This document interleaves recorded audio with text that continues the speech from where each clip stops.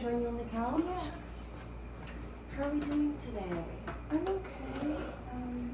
I'm glad to finally have another session after a hard day I had, a hard week. I don't have that good luck with therapists in the past, so yeah. Well, I'm glad that we're meeting today. And I just want to reiterate that everything we say today is confidential between you and I. So yeah, tell me about what happened when you took your day pass. Yeah, so I worked really hard to like stay clean for a bit, and then I got a day pass, and it coincided with my father's birthday, and he invited me to go to Orlando with him and his girlfriend out to dinner to celebrate. And I went because I've been trying to better our relationship, but like I ended up relapsing and drinking and just like kind of losing myself in the day. Yeah. And I know that you've mentioned in the past that when you were going through recovery in the beginning, that your family relationships played a major role in you wanting to lose your interpersonal relationships. Yeah, my family dynamics have just been really poor since I was a kid, and like substance abuse runs in my family, and so when like relationships are going poorly or something happens with my family, I tend to resort towards like cocaine or alcohol to kind of regain a sort of control. Right.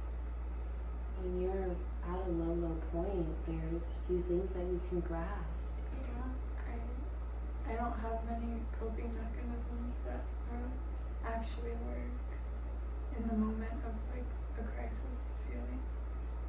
But that's why I came here to try to cleanse myself in a way of those habits. Yeah, you did. You took that first step, and you checked yourself in 2 months ago. And from what I've seen, you've been going to your groups. You've had your ups and your downs. But I am curious, what was different? I know that it was sensitive because it was your dad's birthday, but what was different about seeing your dad this time? I think just the fact that his girlfriend was there kind of threw me off.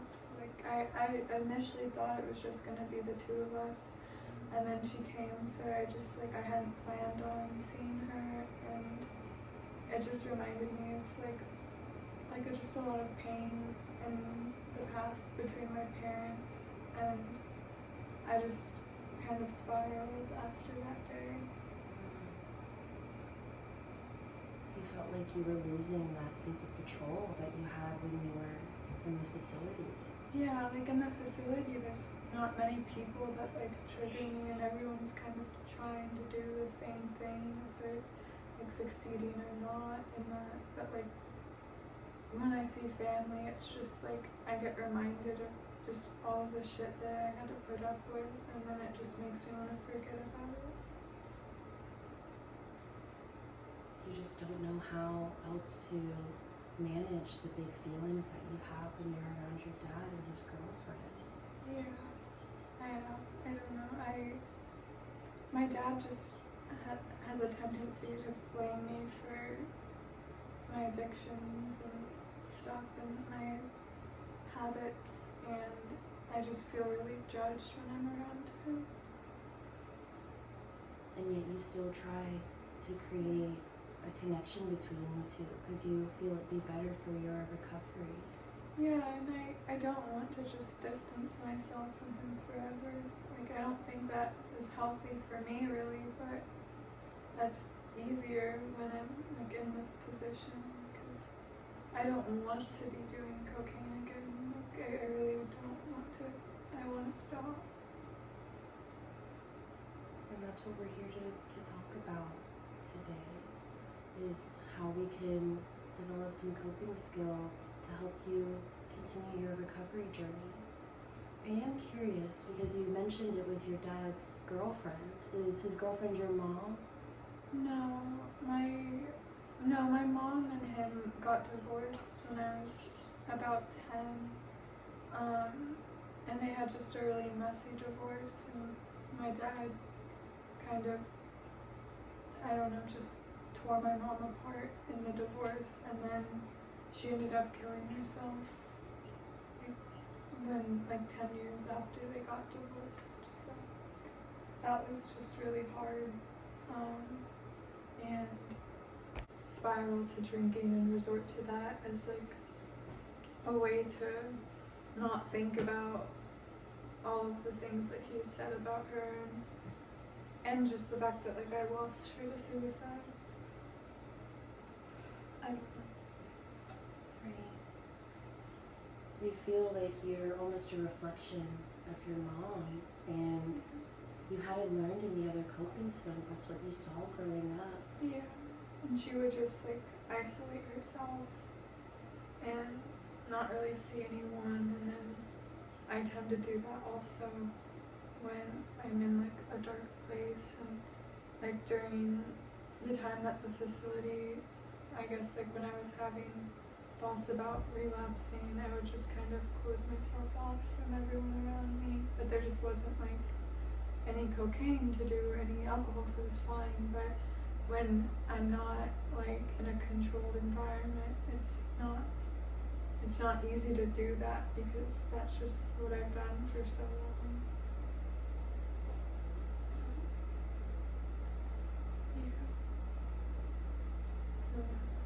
Yeah. I've been trying to find things that will help me like regulate myself better, but I feel like my head just gets like so loud and filled with just like harmful thoughts, and I don't use a substance, if it's alcohol or coke or whatever, to kind of numb myself from that. But I don't know. You recognize that your substance use comes from deep wounds. Yeah. But you also recognize this isn't an easy feat. Yeah. You still have your ups and you still have your downs, and you feel guilty about the way that your day passed away. I do. I just really wanted that to be a day to reflect that I've grown and gotten better, and like can be around my family for one day and be a normal person, and then I just ruined all of that by going to like alcohol and drugs as a result. But I just didn't know what else to do. Like I just hated being around them, and just listening to their conversations just made me so angry. I don't know. It's like they're completely oblivious to what you've been through.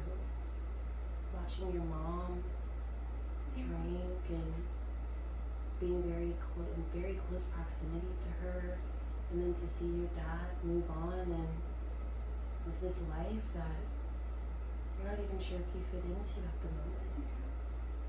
That's how I felt after like he left, because I just didn't feel like I fit into his life at all, because his girlfriend had 2 kids and he like got really close with them, and then it was just like me and my mom, but my mom like missed him until she died, so it was just like trying to fight for a place in someone's life where they don't even want you to be in.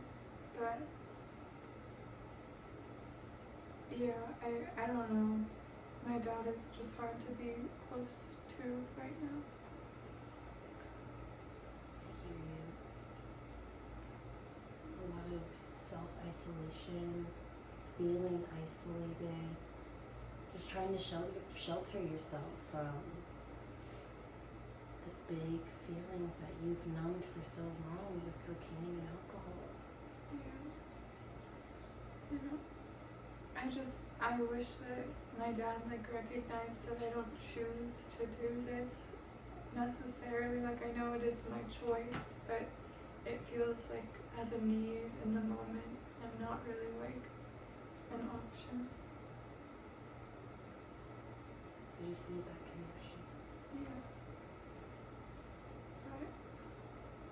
But if I were to relive like the day pass, I would have tried to just maybe leave instead. If I started feeling myself like spiraling, to just go back instead of like resorting to other things. But